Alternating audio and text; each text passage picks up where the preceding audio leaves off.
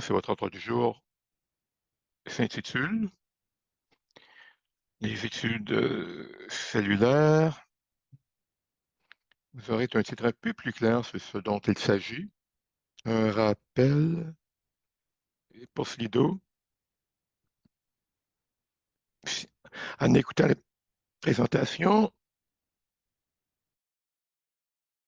on va regarder la réponse à la fin de la présentation, mais entrez dans Slido si vous le voulez. Il y a un code QR à l'arrière.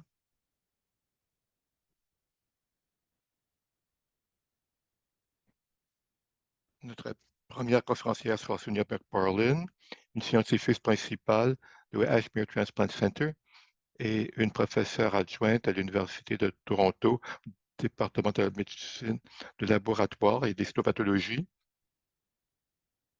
et au département d'immunologie. La docteure a une chaire de recherche sur l'immunobiologie et c'est une amie de CSP Partenaire. Et elle a fait une demande d'expertise en recherche pour nous aider à comprendre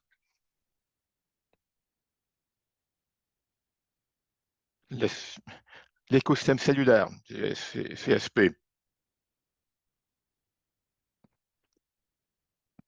Alors, merci tout le monde, je suis heureuse d'être ici.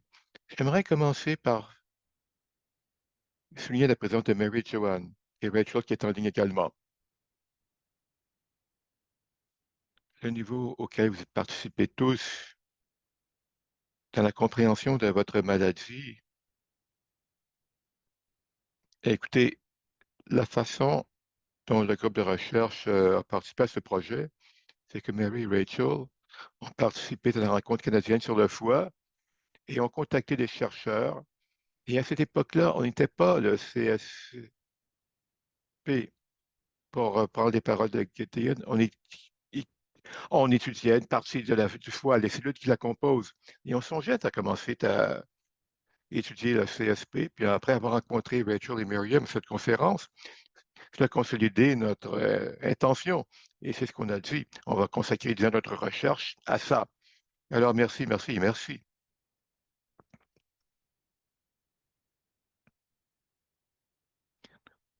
J'ai été montré ça dans ma présentation. Ben voilà une partie de notre recherche. On présentait un rapport à Chanderberg pour expliquer pourquoi c'est tellement bien. Cela a enraciné notre recherche dans l'urgence de ce que nous faisons.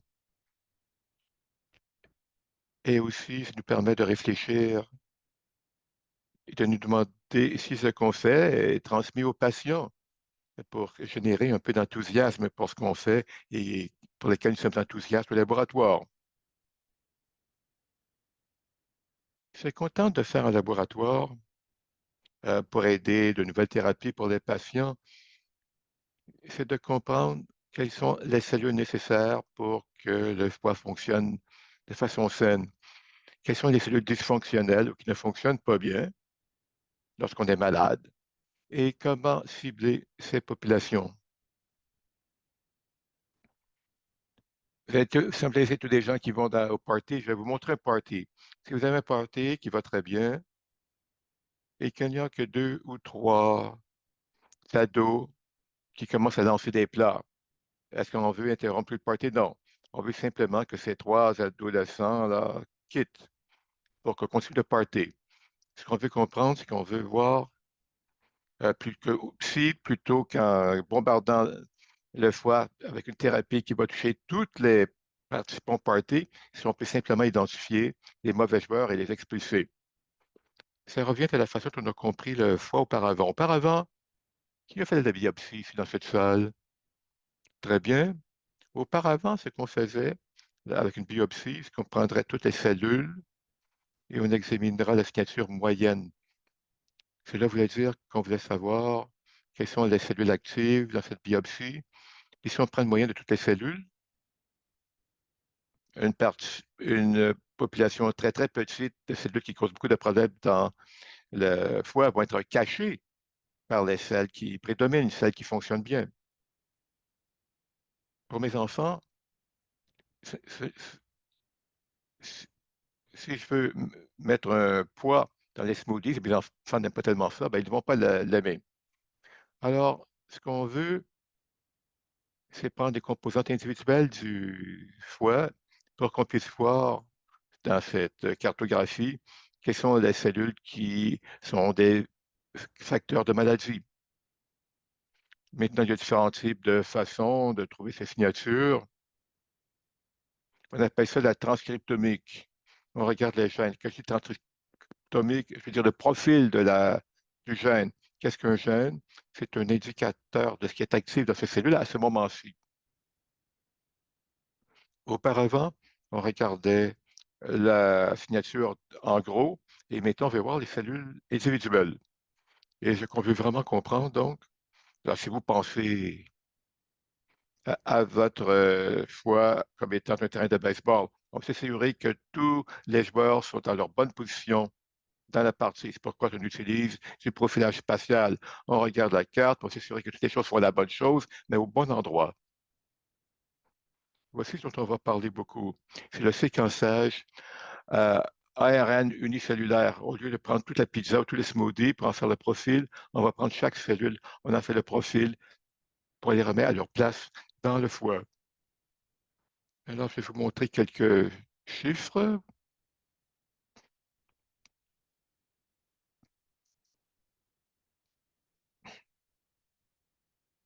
Je vais vous montrer quelques chiffres qui montrent comment on présente ces données, nos résultats.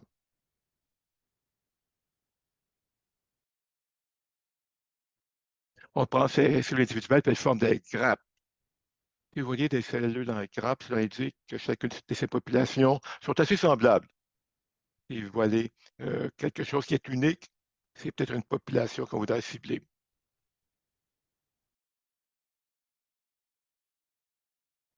Une partie de notre équipe, y compris nos partenaires patients, veulent créer un profil, une carte de ce à quoi devrait ressembler le foie lorsqu'on est un patient pédiatrique, un patient adulte. Non, pardon, quand on est un pé- pédiatrique sain, adulte sain, et ça, c'est un bon comparateur pour les patients pédiatriques et les patients adultes. Ça fait partie d'une entreprise mondiale qui s'appelle l'Atlas cellulaire humain et dont le foie, à travers l'ethnicité, le sexe, les groupes humains. C'est un effort très intéressant parce qu'on échange constamment des données.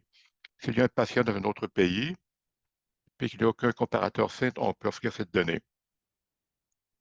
Donc, ce qu'on a fait en 2018, c'est qu'on a créé une cartographie d'un foie humain sain pour pouvoir avoir ces études sur les maladies.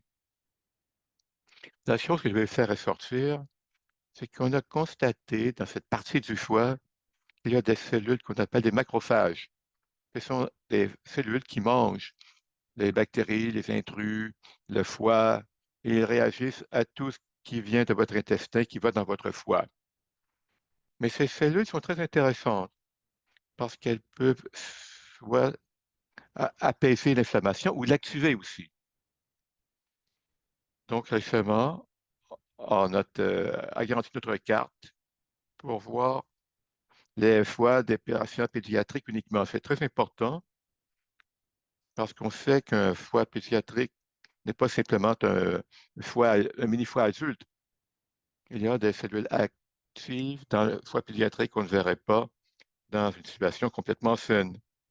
Alors, on l'utilise pour nous permettre d'approfondir notre conférence de ce qui se passe avec le cholangite pédiatrique. Maintenant, on utilise différentes approches pour aborder les cellules dans le foie. Et certaines des cellules dont on parlera sont des cholangiocytes dans la conduite euh, biliaire. On parlera des hépatocytes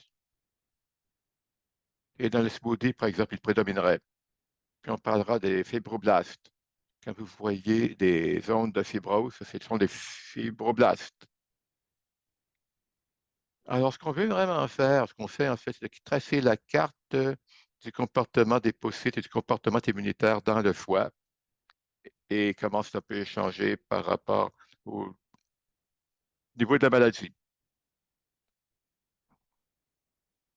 Ce qu'on veut comprendre, c'est les diverses populations qu'on trouve dans le foie, est-ce qu'ils se trouvent au bon endroit et agissent de la bonne façon. Ce qu'on va vous montrer, ce sont des données pour ce qui est de où se trouvent ces cellules dans la structure du foie. Alors, voici les résultats des examens de cette nature-là. Je vais essayer d'utiliser le curseur là, ici. Ce qu'on voit ici, en haut à droite, ce sont les unités qui se répètent, les unités du foie qui se répètent. Est-ce que je dois pointer ici pour le public en ligne ou comment? Bon, les unités répétitives du foie. Bon, le foie est composé de tous ces petits hexagones, comme on voit à l'écran. Et dans un foie sain, selon la partie de l'hexagone où se trouvent les hépatocytes ont des tâches différentes, des rôles différents. Et à l'extérieur de l'hexagone, il y a beaucoup de traitement des gras, interception des microbes. Et à l'intérieur de l'hexagone, les hépatocytes, par exemple, font une détoxification. Et pour diriger nos nouvelles thérapies, pour les concevoir, on veut savoir comment ces fonctions-là se font, comment ces cellules doivent fonctionner dans l'accès périportail là, de la veine centrale. Et avec cette façon d'aborder cette façon de découvrir la biologie d'un foie en bonne santé, on essaye d'étudier un foie qui ne l'est pas en bonne santé.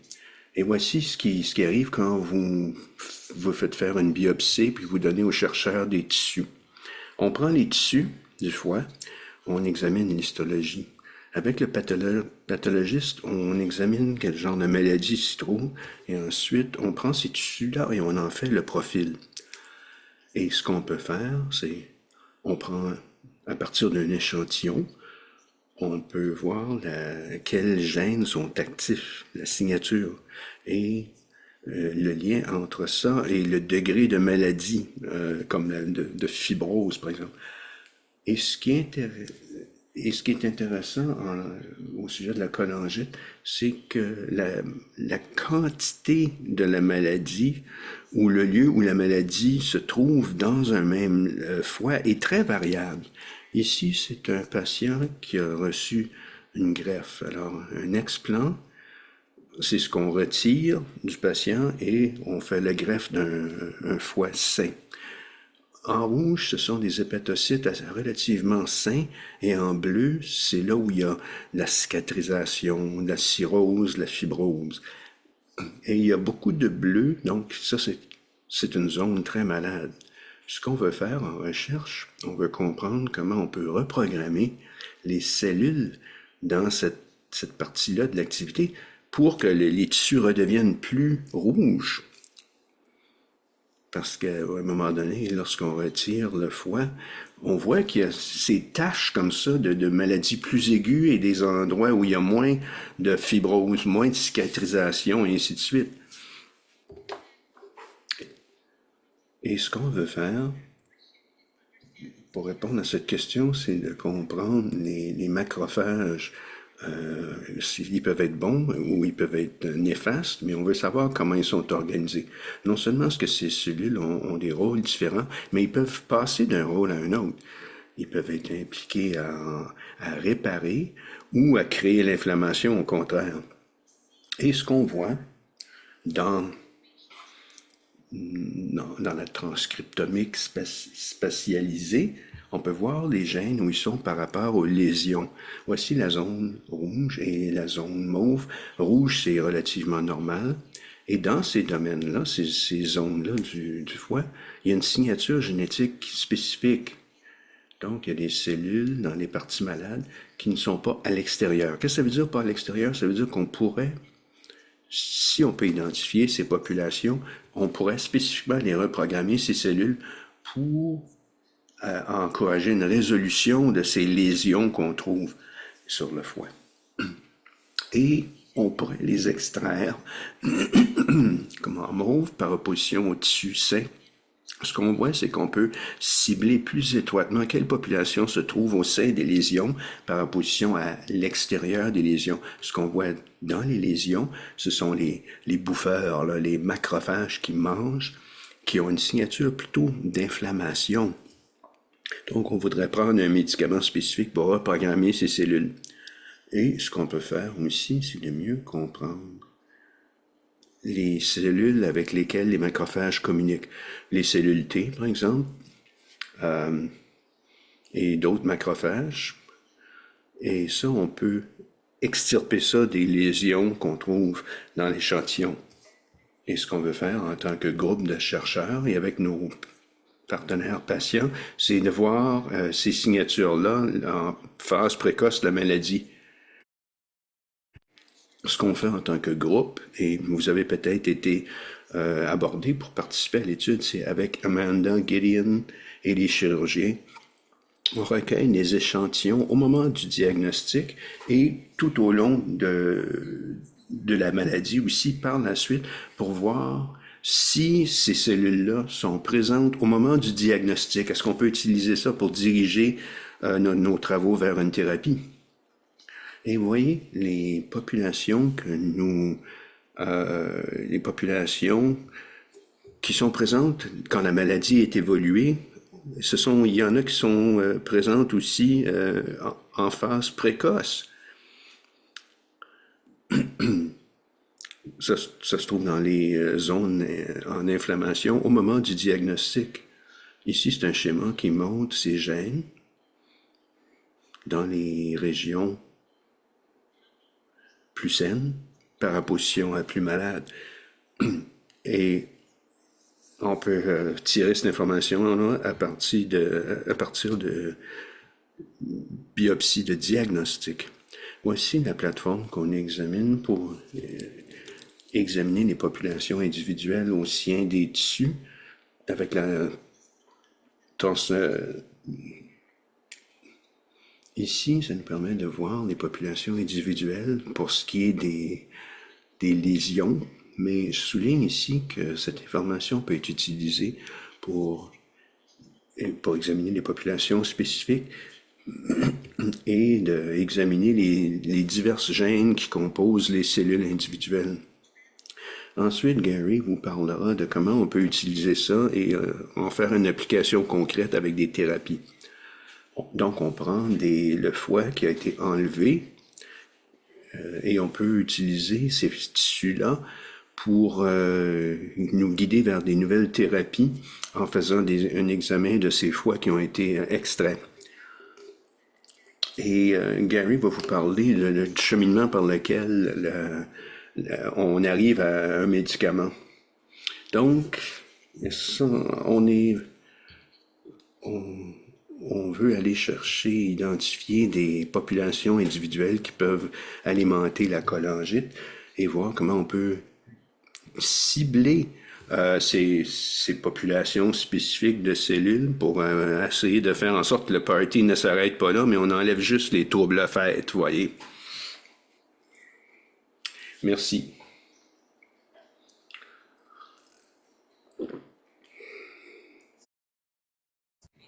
Maintenant, nous avons Gary Bader, qui est membre de cette équipe. Ce que décrivait Sonia, ce sont des technologies, des techniques extraordinaires qui prennent pour prendre les tissus qui sont donnés, soit d'un foie après une greffe ou d'une biopsie, et par le biais de ces techniques très complexes et très avancées, on en retire des données. Et Gary va nous parler de ce qu'ils font avec ces données et comment ça peut nous donner plus d'espoir pour ce qui est du développement de traitement pour la cholangite sclérosante. Et on vous parle de ça aujourd'hui, pourquoi? Pas pour que vous compreniez ces diagrammes très scientifiques, très techniques. C'est pour vous faire comprendre plutôt quel genre de travail est en cours en votre nom pour vous aider et pour vous donner une idée plus de l'ensemble de la chose. Et il y a un octroi qui a été donné pour travailler avec avec les partenaires patients. Et on apprend, nous, comment communiquer cette recherche fondamentale, cette science fondamentale, comment mieux communiquer ça aux patients. Donc, on va vous demander de nous donner votre rétroaction, vos commentaires et vos observations sur ce qui a été bien communiqué, ce qui vous semble utile, ce qui semble trop complexe pour rien, trop abstrait. Alors, participez à cette expérience pour qu'on puisse déterminer au mieux comment on peut communiquer ces informations-là, le résultat de ce travail-là au mieux. Gary Bader est président du Centre de recherche sur les maladies et les biomarqueurs à l'Université de Toronto. Il s'occupe, et sa recherche est axée sur la biologie cellulaire. Il est expert en biologie et informatique. Merci beaucoup. Merci beaucoup de m'avoir présenté si gentiment. Je suis heureux d'être là avec vous. J'espère que vous allez trouver ce qu'on va vous dire intéressant et utile. Sonia a parlé de beaucoup d'informations, beaucoup de données que nous recueillons à l'aide de tous les échantillons de foie normaux et de maladies du foie. Et on essaie de comparer les échantillons tirés d'un foie normal et puis ceux affectés par la cholangite pour voir les différences. Et si on peut comprendre les mécanismes qui causent la maladie, on peut essayer de trouver des traitements.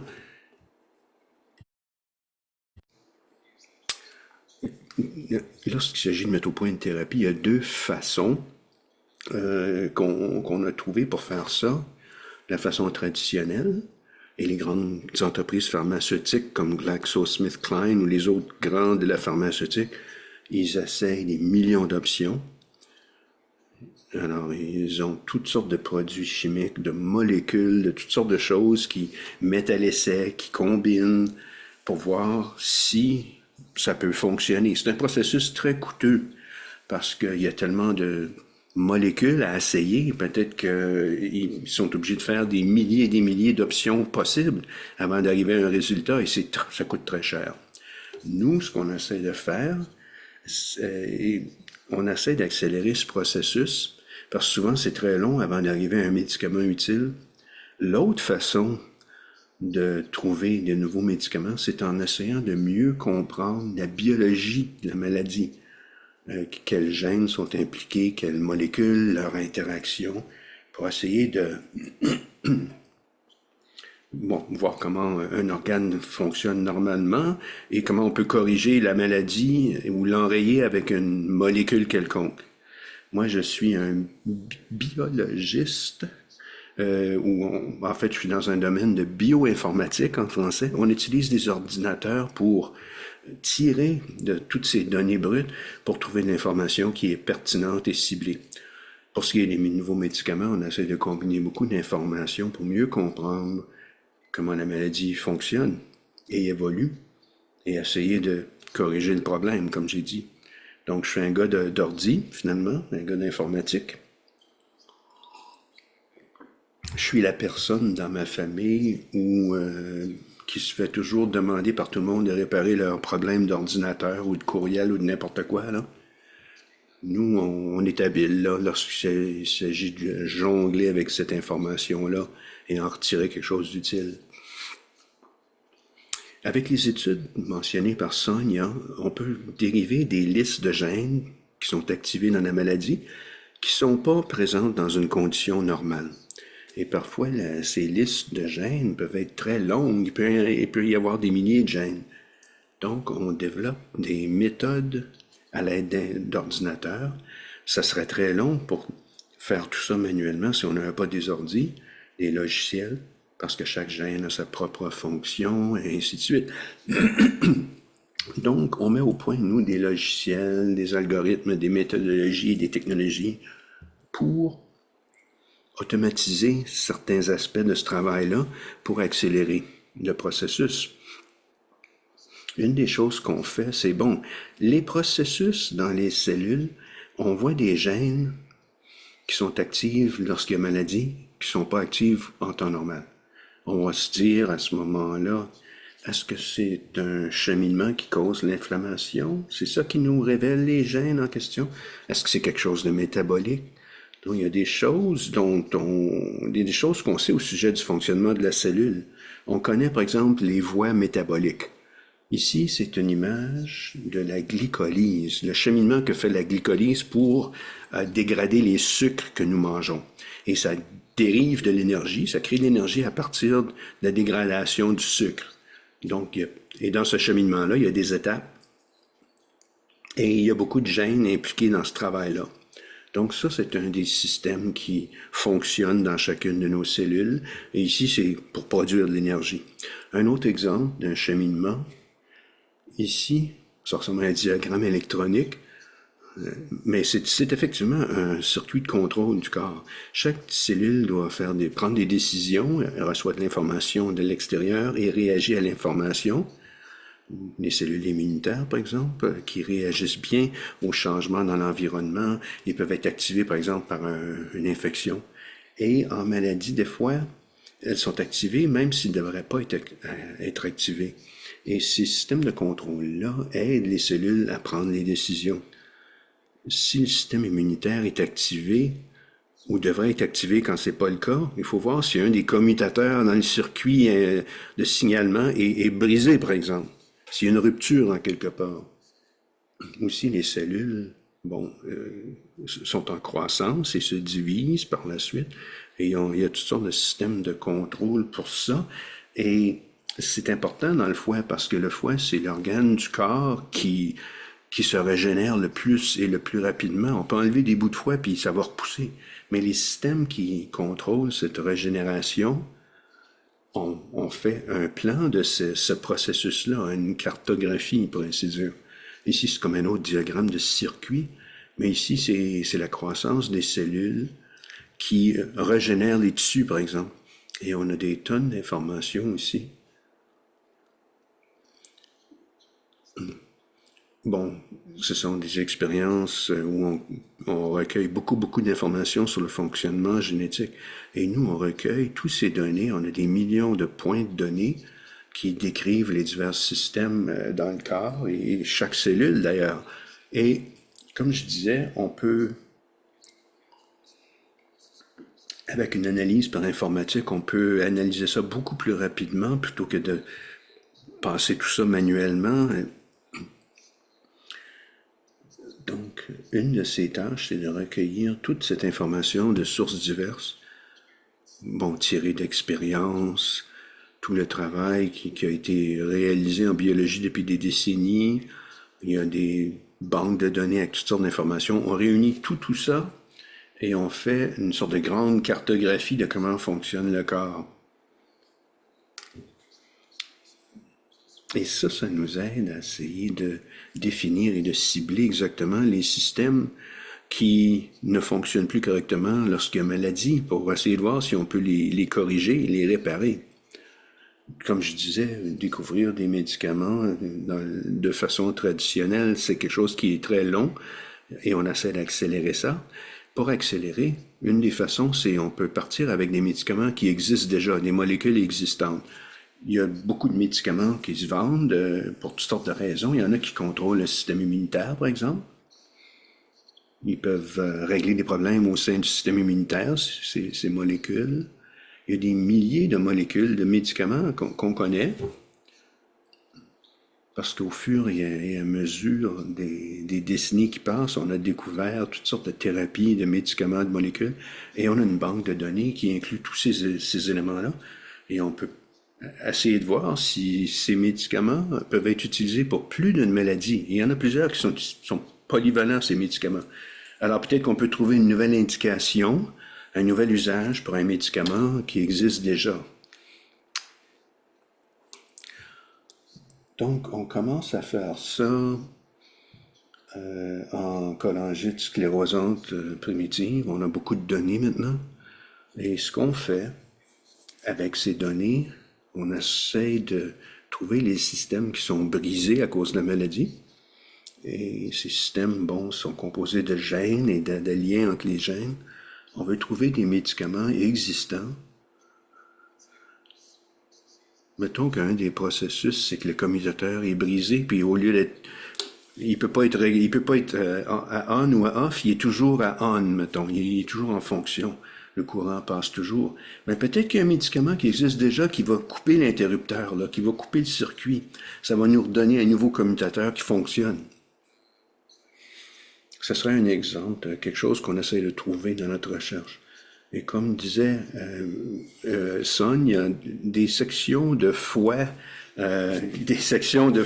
très précisément tranchées, et d'autres modèles aussi nous permettent de vérifier si les médicaments fonctionnent ou pas. On peut se dire, bon, avec la maladie, le commutateur est brisé, mais peut-être que ce médicament-là, cette molécule-là, pourra fermer le circuit quand il ne devrait pas être allumé. Et on l'essaye avec les échantillons cellulaires qu'on a. Et ce genre de travail-là nous permet d'avancer plus rapidement vers la détermination de molécules candidates pour régler ce problème-là. Alors, on a commencé cette analyse des données avec la cholangite sclérosante. On vient de commencer. Mais il y a une autre maladie aussi avec laquelle on a utilisé ces méthodes-là. C'est une réussite qu'on espère répéter avec la cholangite sclérosante. Ici, c'est l'histoire d'un cancer du cerveau qui affecte les enfants, l'empidomome. C'est une des versions. Ça affecte la gaine qui entoure le système nerveux central. Et avec les technologies dont Sonia parlait, on travaille avec un neurochirurgien qui était chez Sick Kids auparavant. Lui a réuni beaucoup d'informations sur cette maladie-là, comme on a fait avec la CSP, et on a trouvé qu'il y avait 2 types de ce cancer. Et il y en a une version qui avait un résultat final, une fin de maladie terrible, et l'autre moins chez les adultes. Et avec ça, on a pu trouver un mécanisme avec les techniques que Sonia nous expliquait. Ça semble expliquer un sous-type de la maladie. Il y avait un ensemble de gènes qui travaillent ensemble dans cette cellule qui est impliquée dans un processus important. Et on a été chanceux parce qu'on a trouvé qu'il y avait des médicaments existants qui ciblent cet appareil-là, si on veut, ce commutateur-là, et le médicament peut le mettre à on ou à off. Ce qui nous a fait trouver un médicament qui était originellement conçu pour traiter une maladie sanguine, mais ça affecte cet appareil-là qui est dans la cellule, là, qui contrôle l'activité de la cellule. On a pu tester ça sur un garçon de 9 ans à l'hôpital Sick Kids qui est arrivé à la 3e phase de la maladie.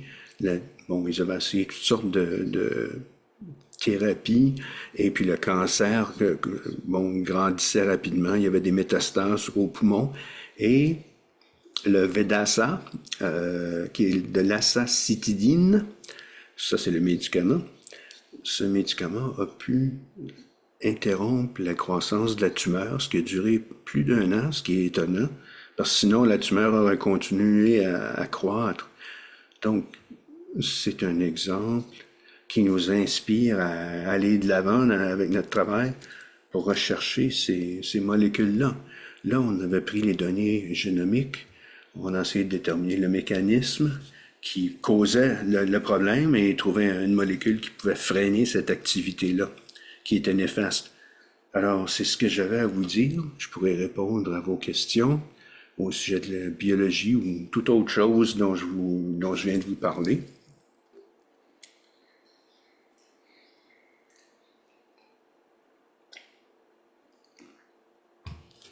Merci, Dr. Bear.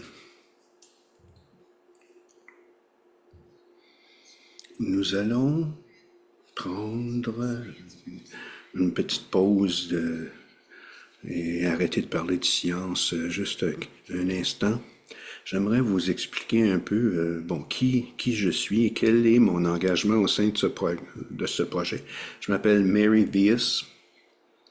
J'ai un fils qui a reçu un diagnostic CSP il y a environ une dizaine d'années.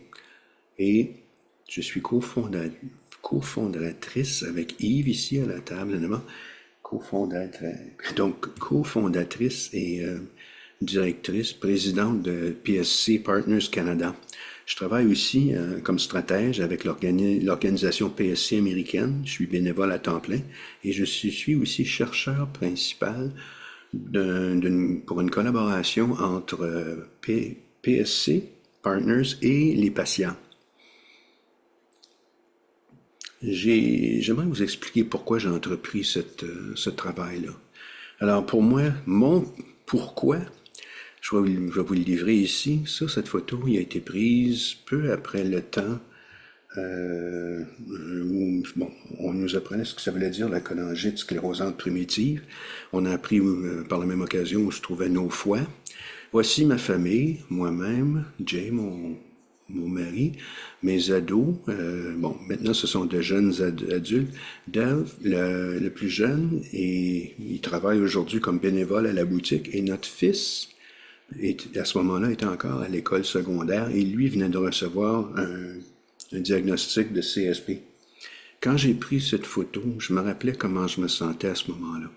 Et pour vous, qui arrivez nouvellement là, dans le monde de la cholangite, mon expérience, c'est que ce que je ressentais à ce moment-là et ma façon de voir les choses aujourd'hui, ça a tout changé complètement. Vous sentirez pas de la même façon d'ici quelques années, vous allez voir. Moi, en tant que maman de deux ados, moi j'avais étudié l'économie et les maths. Comment est-ce que je suis devenue principale chercheuse en collaboration scientifique? Ben, j'ai pris ce rôle-là parce que j'ai fait appel à PSC Partners parce que j'avais besoin de soutien. Il fallait que j'en apprenne plus sur la cholangite. Alors, je me suis impliqué. J'ai commencé à participer aux conférences, à faire du travail bénévole.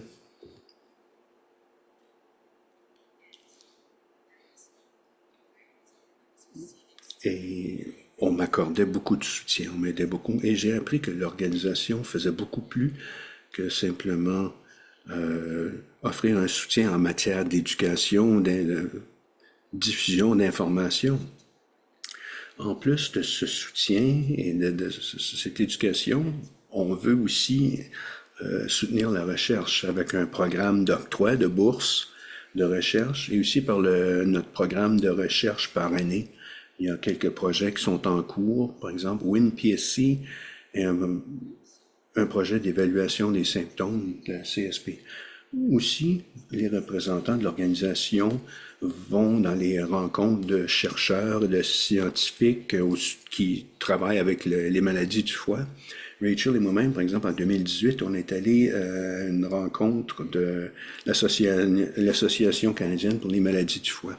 Et là, on a rencontré Sonia, qu'on vient d'écouter il y a un instant, en partie parce que notre registre des patients, qui était une façon de montrer qu'on était en lien avec un grand groupe de patients qui étaient d'accord pour participer à des études de recherche.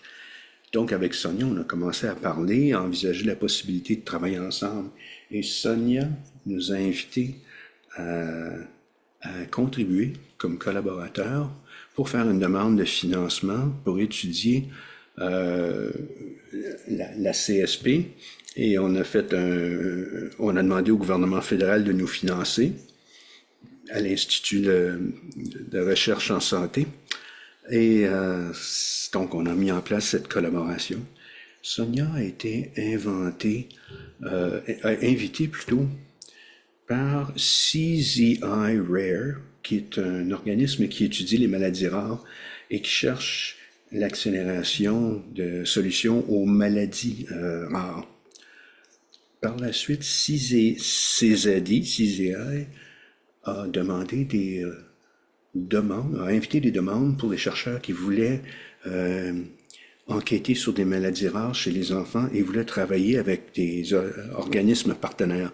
Donc, avec Dr. Échutiot, McParland et autres, nous avons fait une demande et nous avons réussi. Et depuis ce temps-là, nous travaillons ensemble avec cette collaboration avec les patients partenaires. Et on pense à un autre 2 ans de financement pour continuer ce projet de recherche. Mais moi, en tant que, ben, peut-être que vous vous posez la question, moi, en tant que patient, je suis pas scientifique, qu'est-ce que je peux contribuer à cette recherche? Ça, c'est de l'information qui a été présentée à PCI. Ça nous montre comment vous pouvez participer. Nous, on offre notre savoir lors de rencontres mensuelles en recherche. On soutient des disséminations de savoir par des présentations en vulgarisation, des interviews, des événements. Nous exploitons aussi le registre des partenaires CSP pour soutenir le recrutement, pour avoir des sujets d'études plus diversifiés et en plus grand nombre. Et on est une espèce de canal central pour faire valoir la voix des patients de cholangite. Et on soutient l'engagement de la communauté de recherche aux États-Unis et au Canada.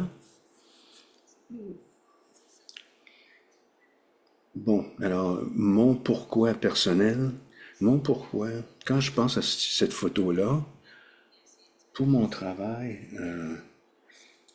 avec la cholangite, je l'ai fait pour moi aussi beaucoup. Ce travail m'a aidé énormément à avoir l'impression que je peux avoir un effet sur la cholangite et l'effet qu'elle aura comme influence sur la vie de mon fils et sur les autres aussi. Et je veux en arriver à diriger la recherche vers une guérison ou un traitement efficace pour la CSP et soutenir les gens qui vivent avec le CSP. Et avant de traiter de notre dernier sujet, je vous invite à vous engager à participer vous aussi pour que vous continuiez à recevoir le soutien de nos organisations, mais je vous demande de songer à devenir bénévole pour vous aider vous-même et ainsi que la communauté des gens qui vivent avec la cholangite. Là-dessus, notre dernier conférencier, conférencière plutôt, que vous avez déjà écouté momentanément, elle c'est Amanda Resciuto. Elle est docteur en gastro-intestinale, en maladie gastro-intestinale au Sick Kids, donc dans le domaine pédiatrique. Elle va nous parler d'une étude de cellules simples pédiatriques sur laquelle on travaille.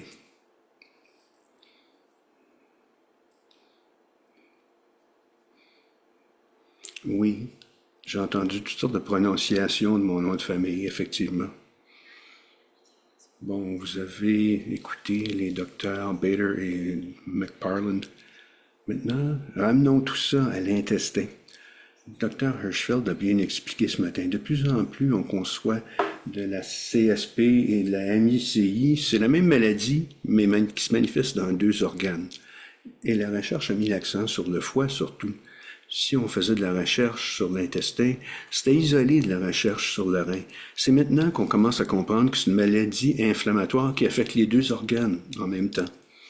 Et cette bourse d'études, de recherche, met l'accent sur ce binôme, si on veut.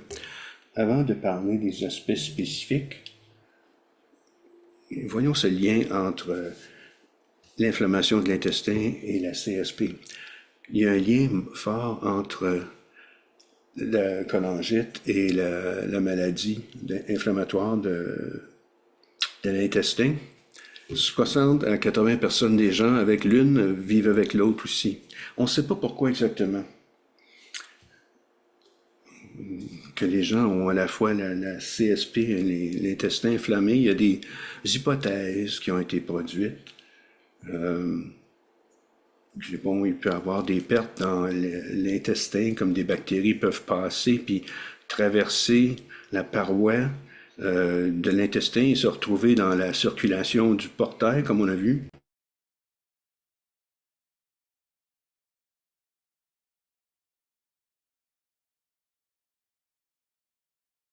Ou ça peut déclencher une réaction immunitaire qui peut endommager le foie.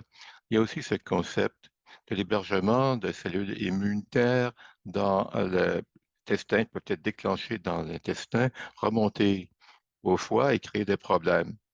Il y a tout un débat pour savoir si CSP et MUSI sont la coexistence de deux maladies ou une seule maladie. Moi, je suis entièrement d'accord avec le docteur Hirschfield que de plus en plus, les données pointent vers le fait que ce serait une seule maladie unifiée. Et puis, il y a différentes choses qui soutiennent cette position. Premièrement, l'aspect génétique d'un individu avec une personne qui a le CSP et le MIS-C sont différentes de celle qui a un MIS-C sans CSP concomitant. Si on regarde, par exemple, ce qu'il y a dans l'intestin, on voit qu'il y a une différence entre les gens qui ont le CSP MIS-C et puis les gens qui ont le CSP seul, ou plutôt le MIS-C seul, pardon. Et voici euh, un des travaux, c'est de déterminer le type de MIS-C qui se présente chez les personnes qui ont un CSI. Par exemple, il y a un phénotype distinct. Si on compare la colite et le CSP avec une colite ulcéreuse, on voit que le CSP concerne tout le côlon de droite lorsqu'on a ce qui est de la colite. La colite, c'est le côlon droit et gauche qui était surtout touché. On note également ce qu'on appelle une iléite backwash, là, qui était une partie adjacente au côlon. Puis on voit beaucoup une situation où le rectum ne fonctionne pas autant que le côlon adjacent. On ne sait pas pourquoi cette tendance existe, mais ça va nous donner une idée peut-être de ce qui se passe. Et plus récemment, nous avons regardé la histologie du CSP MIS-C, puis ce qui se passe dans la biopsie sur le microscope. Puis il y a également des caractéristiques uniques dans le cas du CSP MIS-C par rapport à la colite ulcéreuse seule. Bon, les clients CSP mission en général, les symptômes assez légers, ils sont plutôt calmes du point de vue clinique, mais dans le cas des patients CSP MCMIC qui n'ont aucun symptôme MCI sont à plus grand risque d'avoir des maladies plus longues lorsque les parents, que les clients avec une colite euh, ulcérée. Donc, c'est important de faire des évaluations d'objectifs avec des colonoscopies. On a également utilisé le biomarqueur de l'inflammation dans les selles aussi. En ce qui concerne la pédiatrie, on regarde la croissance, on constate que les gens qui ont ces SP MICI pèsent moins, sont moins grands que leur contrepartie avec la colite. On doit regarder la masse musculaire. Leur masse musculaire est moins lente, grosse aussi. On ne comprend pas exactement pourquoi, mais on peut à tout le moins surveiller et tenter d'optimiser l'alimentation le mieux que possible. Une question importante, est-ce que les activités du BC influencent la progression du CSP? Bref, ce n'a pas encore été définitivement tranché ou démontré. Je crois que nous croyons tous qu'un intestin sain peut maintenir un foie sain, mais ça n'a pas été démontré dans des études. Et une des raisons, c'est que parce que c'est une question très difficile. Si on regarde les niveaux de preuve, c'est très difficile d'avoir une étude de très haute qualité sur cette question. Il y a tellement de facteurs de confusion qui entrent en jeu. Par contre, si on regarde la colectomie, c'est-à-dire enlever le côlon, il y a une certaine donnée, c'est pas le CR, mais il y a des données qu'une colectomie peut réduire le risque de rechute de CSP après une greffe. Et de la même façon, le fait d'avoir un MIFI, c'est un facteur de risque, s'il est actif, pour une rechute en CSP après une greffe. Donc, il y a une relation entre ce qui se passe dans l'intestin et ce qui se passe dans le foie. Maintenant, ce qui nous amène à la subvention dont on a parlé, les études cliniques ont été difficiles dans le domaine, mais voici, nous sommes armés avec de nouvelles technologies, de nouvelles expertises mentionnées par les docteurs McFarlane et Dr. Bader pour comprendre la relation entre l'intestin et le foie à un niveau cellulaire, à- pour arriver peut-être à une résolution qu'on n'a pas encore trouvée jusqu'à maintenant. La progression du CSP est associée avec une infiltration immune accrue dans le foie. Il y a encore des vides dans nos connaissances. Exactement à quoi ressemble ce terrain, quelles sont les cellules particulières qui sont présentes dans le foie et comment sont-elles distribuées spécialement. Ce sont des choses à éclaircir. La question du moment et de l'évolution du moment du diagnostic jusqu'à la progression de la maladie et comment ses signatures et comment le paysage change avec le temps doit également être étudié. Avoir accès aux tissus, c'est bien sûr un défi pour cette condition. C'est plus facile pour nous de faire de colonoscopie et d'avoir une biopsie de l'intestin. Obtenir des tissus du foie, c'est plus difficile. Le moment le plus facile, c'est le moment de l'implant, mais on veut travailler avec le CSP dans le foie tôt après le diagnostic, grâce à une biopsie diagnostic du foie. On ne comprend pas non plus tout à fait le rôle des différences immunitaires dans la destruction des bioconduits. Bon, le premier but, donc, c'est de créer une cartographie transcriptomique pour déceler la distribution spatiale et temporelle des cellules immunitaires dans le CSP pédiatrique, tenter d'identifier les, les voies d'accès communes au CSP puis au MIC. Bon, on va regarder ça un peu plus de détail.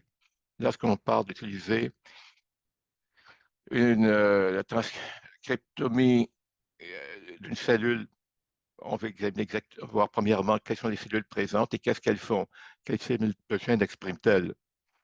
Dans le cas de la nature temporelle, ben, il faut comprendre comment ça évolue du temps diagnostic jusqu'à la progression de la maladie, comprendre le contexte spatial, quelles celles sont voisines l'une des autres, et ce qui veut peut-être les faire entendre qu'ils interagissent. Il faut éclaircir le rôle de ces cellules immunitaires dans les milieux inflammatoires dans lesquels ils se trouvent. Deuxième but, regarder le lien entre l'intestin et le foie. On va regarder les voies d'accès pathogéniques. Le docteur Bader a parlé de distiller beaucoup d'informations d'une façon plus concise et digestible. On peut regarder, par exemple, les voies d'accès, plus que de regarder chaque cellule individuellement, peuvent être regroupées selon des voies d'accès, selon leur fonction. On veut savoir quelle voie d'accès régule vers le haut ou régule vers le bas chez les cas pédiatriques et chez les cas adultes. On veut voir la relation entre le foie et l'intestin. Comment sont-ils connectés? Y a-t-il des cellules particulières, des cellules immunitaires particulières partagées par les deux organes? Y a-t-il des différences entre les gens qui ont le CSP seul, le CSP et le BC, et ceux qui ont le BC seul? Puis là, on va regarder cela tout au moment du diagnostic. Alors, comme je l'ai mentionné, une bonne partie du travail a examiné la maladie à une étape avancée, ce qui est bien sûr extrêmement utile, mais on voudrait voir les choses pendant toute l'évolution du diagnostic et par la suite. Le temps du diagnostic est offre potentiellement beaucoup d'informations. Il nous donne une idée de ce qui se passe au tout début, avant que les choses n'aient été obscurcies par les effets des médicaments qu'on a donnés, soit pour le CSP ou le MICI. Alors, à quoi ressemble cette étude au niveau pratique? Ben, c'est très ambitieux, en ce sens qu'on espère recueillir des échantillons avant le diagnostic même. On tente de trouver des patients où on soupçonne, où il y a une possibilité de CSPBC et de prendre une partie de tissu de foie au moment de la biopsie pour confirmer le CSP et d'autres biopsies de l'intestin au moment de la colonoscopie pour confirmer le MICI. On a échantillonné euh, l'intestin dans plusieurs régions, informé par la distribution que nous avons vue des cellules cliniquement pour voir chaque segment du côlon et du petit intestin, ou de l'intestin grêle. Et puis, donc, recueilli également du sang pour regarder les populations cellulaires dans le sang également. Sonia a parlé beaucoup de la transcriptomique et de l'expression génétique. On commence avec une approche de découverte sans biais. On regarde tout le transcriptome, on examine chaque gène exprimé dans ce tissu et ceci génère des hypothèses, des idées que nous visons à valider au niveau de la protéine. Lorsqu'on regarde la protéine, on ne regarde pas toutes les protéines présentes, mais on choisit certaines. On a une approche ciblée pour confirmer ce qu'on voit avec l'expression génétique. Et dans la transcriptomique spéciale, on regarde l'expression génétique avec un contexte spatial et qui peut être confirmé ou validé en utilisant des méthodes protéinométriques. On utilise par exemple l'histologie, l'immunochimie, etc. Donc, les cellules T sont particulièrement intéressantes également. Ce sont des cellules immunitaires qui ont des récepteurs particuliers qui visent certaines cibles. Et lorsque ces T rencontrent leur cible, ils peuvent se multiplier et voyager sur d'autres sites du corps. Alors, une chose qu'on espère examiner, c'est en regardant les récepteurs de cellules T, s'il y a des populations qui sont partagées entre l'intestin et le foie dans le CSP-MIC. Puis on va regarder également si on pourrait développer de nouvelles thérapies. On peut regarder également d'autres cellules immunitaires qui ont des marqueurs distincts, qui reflètent ce qu'elles font et comment elles fonctionnent. Elles aussi, lorsqu'ils ont une cible, elles sont activées, puis ils peuvent voyager dans d'autres sites. On peut approcher des approches similaires pour voir s'il y a des populations de cellules immunitaires partagées entre intestin et foie pour en arriver à une thérapie. Alors, on espère qu'avec ces méthodes, nous pourrons identifier des signatures particulières au CSP ou au MESI, au diagnostic, pour développer de nouvelles thérapies. Et pour l'avenir, on espère développer une cartographie complète du foie avec le CSP et le MESI et de faire une analyse en profondeur des premières étapes du diagnostic CSP pour informer les tests de cibles qu'on peut faire initialement dans une méthode préclinique dans le laboratoire, dans les animaux, puis plus tard, on aura des effets cliniques. Et sur ce, merci pour votre attention et je suis prêt à répondre à vos questions. Donc, merci beaucoup. Est-ce que vous trois pourriez nous joindre en avant pour la période de questions et réponses? Nous avons un membre de la communauté, Dina Rudel, qui va servir comme notre traductrice de connaissances pour nous aider à comprendre cette étude très compliquée. Alors, n'hésitez pas à poser vos questions. Toutes les questions sont bonnes. Vous avez reçu beaucoup d'informations scientifiques. Je crois qu'on a un bon 20 minutes. Alors, levez votre main. Nous avons des gens qui sont là pour vous présenter le micro. Ou vous pouvez toujours les entrer dans le Slido. Et en ligne, gens en ligne, envoyez vos questions également.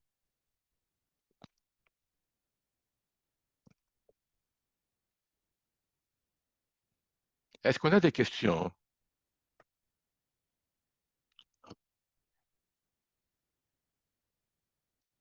Étant de la relation intégrale entre le foie et l'intestin dans le CSP, comment trianguler votre recherche avec les données concernant l'intestin et leur interaction proverbiale ou microbiale, pardon.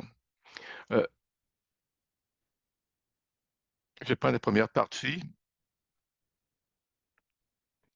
Ce que nous faisons, c'est que nous prenons des patients, on examine leur intestin et leur foie en même temps. C'est content de trouver que ce sont des populations communes de macrophages, de même que les cellules T communes. Ou si elles ne sont pas communes, on va voir comment elles circulent dans la partie touchée par la maladie. Et puis, ben, Amanda a parlé de l'échantillonnage de sel. Ben, il y a toutes sortes de choses qui peuvent être examinées. Notre but, par rapport à cette question, c'est de tenter de recueillir le plus de données et d'échantillons que possible pour nous positionner de sorte à pouvoir examiner d'autres questions pertinentes que ça pourrait soulever. Donc, il y a la question, par exemple, du paysage cellulaire, des cellules immunitaires. Bien sûr, on croit que le microbiome joue un rôle dans cette condition. Beaucoup d'études semblent démontrer que c'est le cas et qu'il est distinct dans le MICI par rapport au CSP et MICI combinés. Donc, on nous demande de recueillir des échantillons qu'on pourrait analyser et d'intégrer dans notre analyse. Les études sur le microbiome seul, dans le monde CSP, n'ont pas vraiment donné de réponse en ce qui concerne le traitement. Donc, on espère aller plus loin, tout en reconnaissant que le microbiome, c'est une chose qu'on devrait intégrer également. Merci.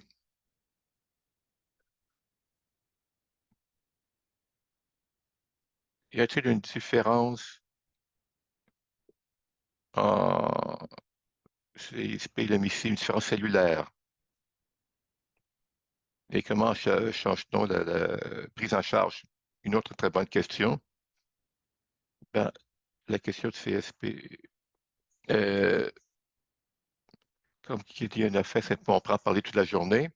On a des opinions assez semblables d'ailleurs, lui et moi. Chaque fois qu'il travaille que Sonia a fait, on examine le foie pédiatrique sain, puis jeter un peu d'éclairage. Peut-être qu'elle peut offrir plus de détails.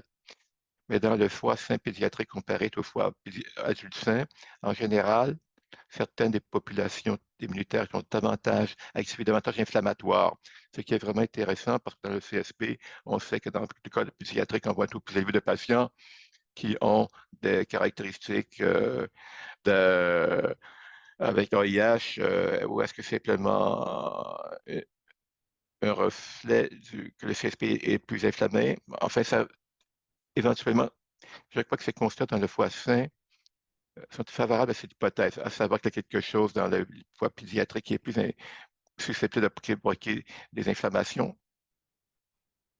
Maintenant, est-ce que le CSP peut-être avec le DH peut être traité avec le IH, mais ça n'a pas été démontré que c'était utile.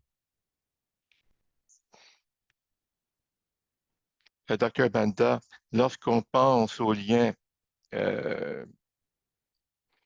entre les deux, quels sont les impacts sur les capacités de chute après les greffes? Ben, on veut traiter le CSP MICI en tout temps, et même s'il y a une greffe, on veut gérer la MICI autant qu'on peut.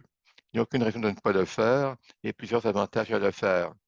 On veut avoir ce qu'on appelle une guérison mucosale. Ceci peut possiblement aider le foie. C'était utile pour réduire le risque de cancer du côlon dans le cas de la colite active. Et au moment de la greffe, il y a des indications que d'avoir Messi actif peut être effectivement un facteur de rechute. Donc, il faut le contrôler. La colectomie, ce n'est pas une chose qu'on fait généralement lors d'une greffe pour éviter le risque de rechute. Mais comme je dis, il faut procéder sur une base cas par cas. Si quelqu'un a une colite difficile à gérer, qui a été vécu plusieurs thérapies et qui maintenant a une greffe, bon, la colectomie, peut-être qu'on pourrait y changer davantage. Le message qu'on veut envoyer, c'est qu'on veut rendre l'intestin aussi sain que possible.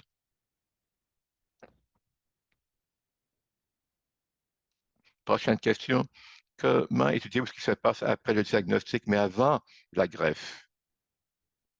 Ça, c'est une question intéressante et c'est lié au travail que vous faites en tant que communauté. Une chose qu'on veut faire comme étant un sous-objectif de notre travail, c'est de lier ce qu'on voit dans le foie par rapport à ce qu'on voit dans le sang. Certaines des cellules qu'on voit et qui sont inflammatoires dans le foie circulent et retournent dans le sang. Alors, ce qu'on tente de savoir, c'est comment, la question des populations communes et qu'est-ce qu'on peut faire d'une façon moins envahissante entre la biopsie ou le diagnostic et puis une ex-plan, une, ex, une gaffe extérieure. Alors, on va dire ces populations dans le sang, et ça, c'est que l'étude WID pourrait nous donner beaucoup de résultats. On tente de créer un biomarqueur pour la progression, qui est également, on va recueillir du sang et des selles à différents moments entre le diagnostic et le développement de la maladie. En fait, ce n'est pas très, très répandu d'avoir une biopsie à répétition, mais ça peut se passer parfois. Alors, c'est une bonne occasion de comprendre ce qui se passe entre le diagnostic et la greffe. Puis, il y a certaines méthodes qui ont été présentées, comme par exemple la transcriptomie spatiale, peut également être faite. C'est des exemples entreposés pour des raisons cliniques. On peut prendre des échantillons cliniques de plusieurs années et puis voir, par exemple, s'il y a eu des biopsies répétées, parce que c'est assez rare. Au niveau adulte, on a une étude parallèle sur les adultes qui a été approuvée du point de vue éthique. On peut, par exemple, recueillir des recherches seulement par biopsie. Il y a 8 patients au cours de leur maladie au niveau adulte qui ont donné des biopsies pour les buts de répondre à cette question, étudier ce qui se passe entre les diagnostics et la greffe. Alors, on peut traduire cette information, une partie en tout cas, pour identifier certains de ces biomarqueurs également, et on pourrait l'appliquer aux échantillons pédiatriques aussi. Est-ce que la biopsie du foie répandue, est-ce qu'il y a déjà une confirmation de CPRM et aucune préoccupation par rapport aux hépatites chroniques actives auto-immunes? Eh bien, c'est une très bonne question. Les différences peuvent varier entre les gens. Je crois qu'on veut s'éloigner. Ça fait plusieurs années, c'était très routinier que d'avoir des biopsies dans le cas des CSP pédiatriques. Mais tant on s'est un peu éloigné de cette pratique, et cette personne a parfaitement raison, si vous avez quelqu'un qui a un CSP sur son CPRM, puis il n'y a aucune préoccupation par rapport à une hépatite chronique active hypoimmune, une biopsie n'est peut-être pas nécessaire. La biopsie est utilisée, par exemple, pour trouver les indices d'une maladie du petit conduit ou encore pour une hépatite chronique. Et ben, en fait, ça, c'est une indication pour une biopsie. Mais dans la recherche pédiatrique, on ne prend que des tissus du foie au moment de la biopsie. Alors, on ne procède pas exactement de la même façon qu'on l'a fait dans la partie adulte. D'autres questions?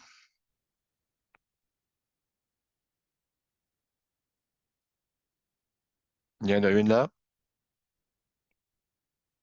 Je peux poser la mienne. Tout cela est tout à fait très fascinant. Pouvez-vous faire des biopsies partout à travers le pays? Euh, oui, c'est quelque chose qu'on a discuté aujourd'hui. On peut même retourner un échantillon clinique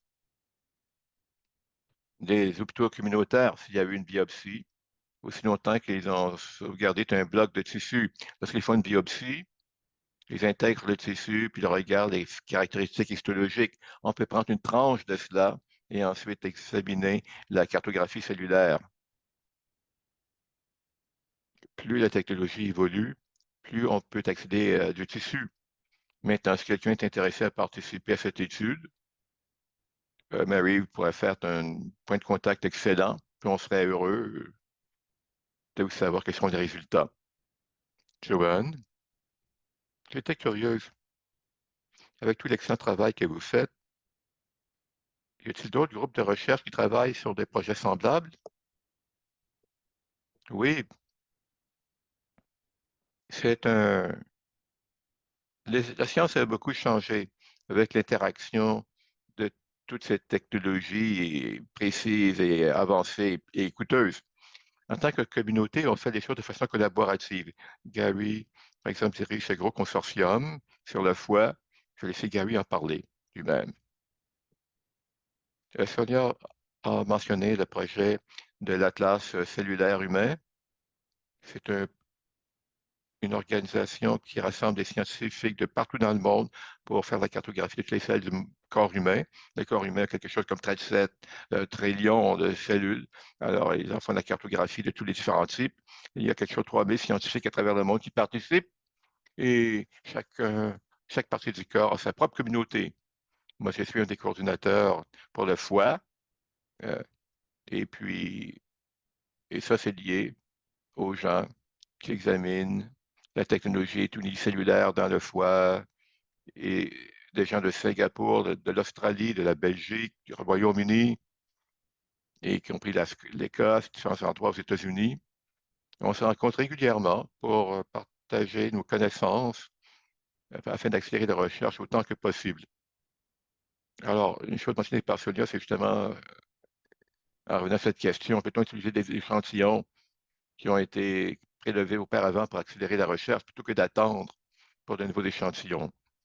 Est-ce qu'on peut accélérer les choses en recueillant des choses plus rapidement? Eh bien, on a un réseau de gens qu'on peut contacter.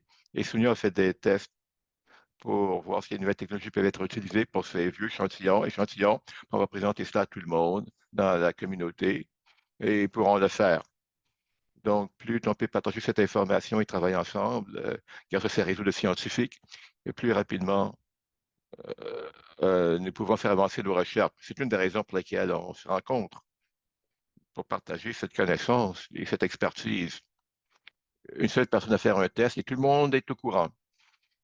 Et on reçoit tous l'information de cette façon-là.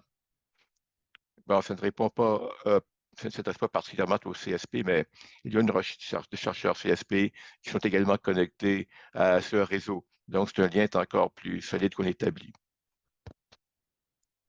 Une des choses qui était vraiment bien, je ne sais pas si vous étiez à l'IRCN,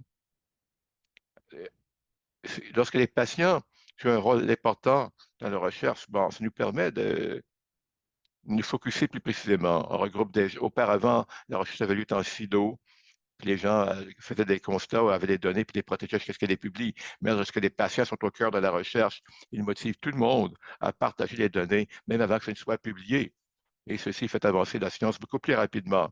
Et Mary, Steve et le groupe, ils ont amené, rassemblé des chercheurs de partout dans le monde qui travaillaient sur le CSP pour s'assurer qu'ils seraient dans la chambre, dans la salle ensemble.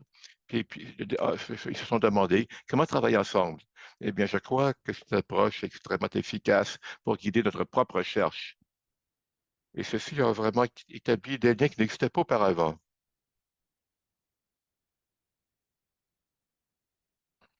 Et d'autres recherches faites avec les patients sur Crohn, mais c'est de Crohn et le CSP.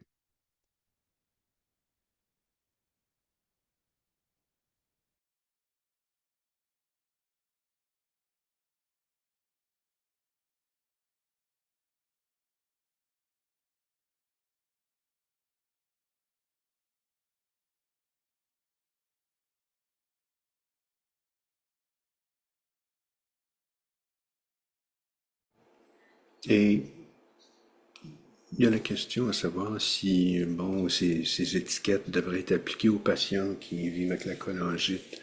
Je pense que ils ont l'inflammation de l'intestin, la cholangite, puis on le donne un nom pour aider à la communication, mais je pense que c'est une entité unique en soi. Mais quand on veut étudier les patients, on invite tout le monde là, avec des maladies connexes. On peut faire des analyses de sous-groupes, mais bon, des patients, Crohn, c'est toujours un sous-ensemble assez réduit là, de la totalité du groupe. Est-ce que vous trouvez, c'est peut-être plus une question pour l'inflammation de l'intestin chronique, ces patients-là, est-ce qu'ils sont plus difficiles à traiter lorsqu'ils ont aussi la cholangite sclérosante? Bonne question. En moyenne, les patients avec le CSP MICI ont tendance à avoir une MICI assez douce en termes de symptômes. Mais les symptômes ne sont pas toujours un bon indice de l'inflammation, mais généralement la maladie est moins sérieuse chez ces gens-là. Et on peut utiliser un médicament. Ça ne veut pas dire il y a pas de patients qui ont la MICI plus difficile à gérer, mais avoir besoin d'aller à l'hôpital, avoir une médication biologique ou des stéroïdes, c'est plus courant chez les patients qui souffrent de MICI, mais sans la cholangite.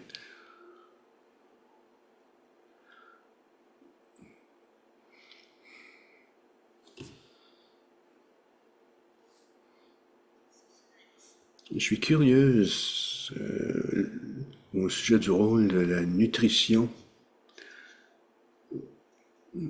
Vous avez parlé de, je pense, la protectine. Si le taux est élevé, est-ce que la diète, la nutrition aurait un rôle à jouer là-dedans? Je ne sais pas si ça a été exploré dans les études. J'ai une autre question aussi au sujet de votre étude actuelle, docteur Amanda, au sujet du GHIP, la biobanque. On m'a abordé pour participer à une recherche avec mon enfant qui a été diagnostiqué avec INHPC. Bonne question. Notre mécanisme chez les enfants, à l'hôpital des enfants malades, pour obtenir des échantillons qu'on envoie à Sonia, c'est notre biobanque. On appelle ça la biobanque parce que c'est là pour approvisionner toutes sortes d'études, des études actuelles et futures aussi, mais en ce moment, on met l'accent surtout sur la cholangite et les patients qui font partie de cette biobanque. C'est le mécanisme pour partager des tissus d'intestin et de foie avec la docteure McParland. C'est un des objectifs principaux de la biobanque, comme on l'appelle. Si vous voulez en savoir plus long là-dessus, je pourrais vous en reparler là, plus en détail. Pour ce qui est la protection, ça résulte, c'est dans la matière fécale et ça indique une inflammation dans l'intestin, mais c'est pas un test parfait. Ça prendrait une coloscopie pour voir l'état d'inflammation dans l'intestin. Mais est-ce que la diète a un rôle à jouer dans le protectant fécal? c'est pas, c'est comme poser la question, est-ce que la diète a un rôle à jouer avec la cholangite? Tout le monde pense que oui. On voit des taux plus élevés dans le monde occidental et ça a trait à notre environnement, dont notre diète, je pense. Mais on ne sait pas qu'est-ce qu'il y a dans la diète du monde occidental affecte la cholangite et puis l'inflammation de l'intestin. Mais bon, de bien manger, pas manger trop d'aliments transformés, bon, beaucoup de fruits, des légumes, des viandes maigres, pas trop de viande rouge, pas trop de produits laitiers. Ce sont des principes généraux. Peut-être qu'à un moment donné, on pourra intervenir de façon plus ciblée en matière de diète, mais on n'est pas encore rendu là dans notre recherche.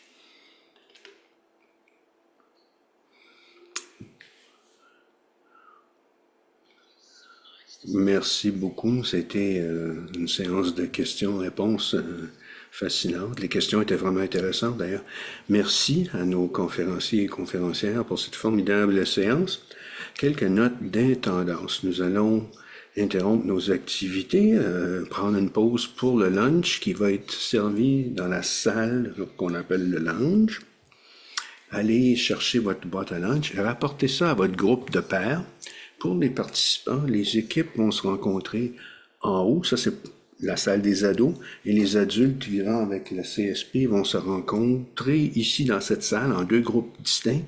Tous les autres, dans le lounge, vous pourrez prendre le lunch et à 14h05, nous allons nous réunir à nouveau pour une photo de groupe, probablement à l'extérieur, et on sonnera la cloche pour la prise de photo. Et ensuite, on aura les rapports des groupes de discussion individuels. Ceux qui sont là en ligne, revenez nous voir en 14h15 pour les rapports des groupes de pairs, résultats de leur discussion. Et nous avons aussi deux sponsors d'entreprise, Escient et Mirum, des produits pharmaceutiques. Et Mirum a des représentants aussi qui ont un kiosque d'exposition à l'arrière de la salle. Allez leur dire bonjour et bon lunch. Et merci à nos conférenciers et conférencières.